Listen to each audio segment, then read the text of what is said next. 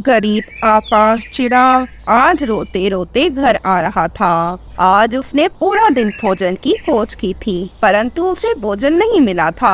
आकाश के खाली पंख देखकर उसकी बेटी, पापा आप हमारे लिए भोजन नहीं लाए क्या? हमें भूख लगी थी। कोकू, जो कि आकाश का छोटा बेटा था, वो तो जोर जोर से रोना ही शुरू कर देता है। पापा आज मेरे अब्बू का धोएंगे, आप भोजन क्यों नहीं लाते? मेरे पेट पे भूख के कारण दर्द हो गया है। मुझे माफ कर दो अरे बच्चों, परंतु मैंने बहुत मेहनत की, पूरा दिन भोजन खोजा, सबसे काम मांगा, कोई काम नहीं देता। अगर मुझे भोजन मिलता तो मैं अपने परिवार के लिए भोजन जरूर लेकर आता। आप रोज यही कहते हैं, परंतु हमारे लिए भोजन नहीं लाते। दोनों बच्चे रोते रोते ही सो जाते हैं। आकाश चिड़ा खामोश था। रानो चिड़िया, जो कि आकाश चिड़े की पत्नी थी, वो भी खामोशी से सो जाती है। और फिर अगले दिन सुबह सवेरे आकाश चिड़ा काम की खोज में अपने घर से बाहर जाता है। आकाश चिड़ा कबूतर की दूध की दुकान पर जाता है। कैसे आना हुआ? आपको दूध चाहिए क्या? नहीं, मुझे दूध नहीं चाहिए, मेरे पास तो दूध खरीदने के पैसे नहीं। अगर भाई कबूतर आपके पास कोई काम है तो कृपया करके मुझे दे दें। मेरे बच्चे 2 दिन से भूखे हैं, मैं बहुत परेशान हूँ। ओह माफ कीजिएगा भाई जी, परंतु मेरे पास कोई काम नहीं। आप कालू जी के पास जाएं, कालू जी आपको कोई ना कोई काम जरूर देंगे। अगर मेरे पास काम होता तो मैं आपको जरूर बताता। कालू कौवा जंगल में बहुत अमीर पक्षी था। और फिर कालू कौवे के पास आकाश चिड़ा चला जाता है। बोल गॉड, क्या काम है तुझे? क्यों आया है मेरे पास? मैं एक मजबूर बाप हूँ, कृपया करके मुझे कोई काम दीजिए, मेरे बच्चे 2 दिन से भूखे हैं। नौकर लू, चिड़े को यहाँ से भगा, नहीं तो तुझे मैं इस माँ की सैलरी नहीं दूंगा। प्लीज प्लीज मुझे काम दीजिए, ऐसा ना कीजिए प्लीज, मेरे बच्चे बहुत ज्यादा रो रहे हैं, वो मेरा इंतजार कर रहे होंगे, मुझे काम दे दीजिए। मैं कल भी खाली पंख कर गया था, आज खाली पंख गया तो मेरे बच्चे रोना शुरू कर देंगे फिर से। बोला ना तुझे काम नहीं है, जा यहाँ से। नौकर उल्लू, इसको धक्के देकर यहाँ से निकाल दो। आकाश चिड़ा रो रहा था। उसकी आंखों में आंसू थे, परंतु कोई भी उस पर तरस नहीं खाता।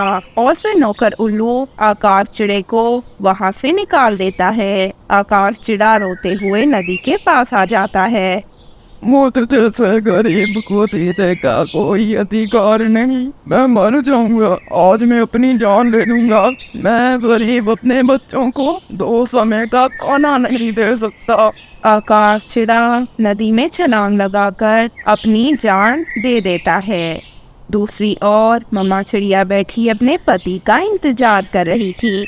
और फिर मम्मा चिड़िया देर शाम के समय अपने घर से बाहर निकलती हैं। वे अपने पति को इधर उधर ढूंढती हैं, परंतु उन्हें उनका पति नहीं मिलता। और फिर मम्मा चिड़िया को कबूतर चाचा मिलता है। कबूतर चाचा मम्मा चिड़िया को बताता है कि आकाश आज उसके पास काम की खोज में आया था।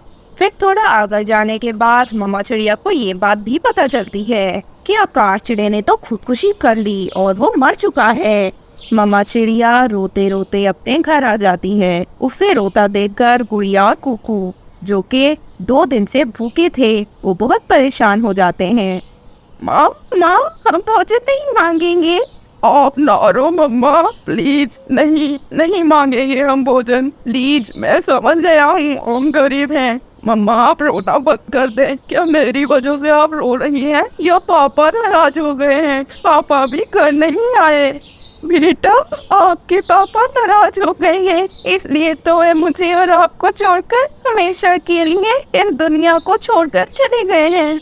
दोनों बच्चे रात को सो जाते हैं, परंतु मम्मा चिड़िया सारी रात जागती रहती है और रोती रहती है। आकाश, आपने बहुत बुरा किया, आप मुझे और अपने बच्चों को अकेला छोड़कर क्यों चले गए? अब मैं अपने बच्चों को अकेले कैसे पालूंगी? मेरा आपके सिवा यहाँ है ही कौन?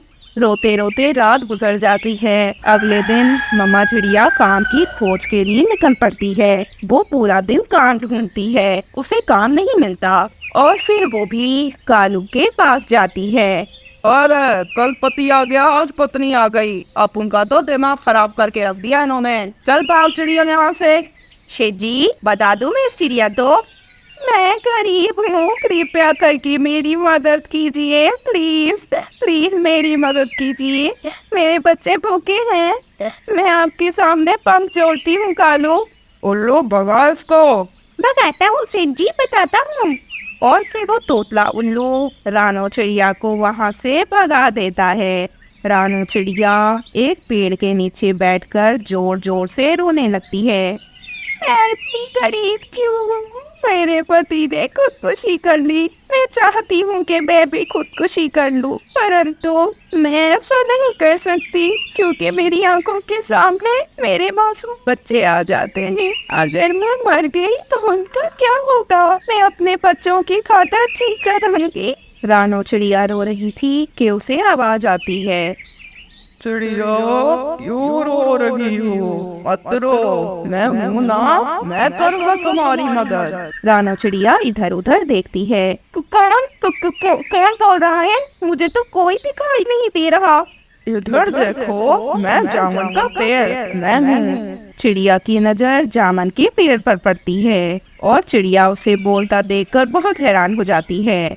मैं एक जादुई पेड़ हूँ, मैं तुम्हारी मदद करूंगा। चिड़िया तुम ये जादुई कड़ाही ले जाओ, तुम इसे चूल्हे पर चढ़ाकर जिस चीज का नाम लोगी वह उसी समय तुम्हारे सामने पककर तैयार हो जाएगी। आपका बहुत बहुत शुक्रिया पेड़ जी, आप नहीं जानते कि आपने मेरी कितनी बड़ी मदद की है। मैं बहुत मुश्किल में थी, उस कौवे ने मुझे भगा दिया। फिर चिड़िया पेड़ का धन्यवाद करके अपने घर आती है और अपने बच्चों को उस जादुई बर्तन के बारे में बताती है।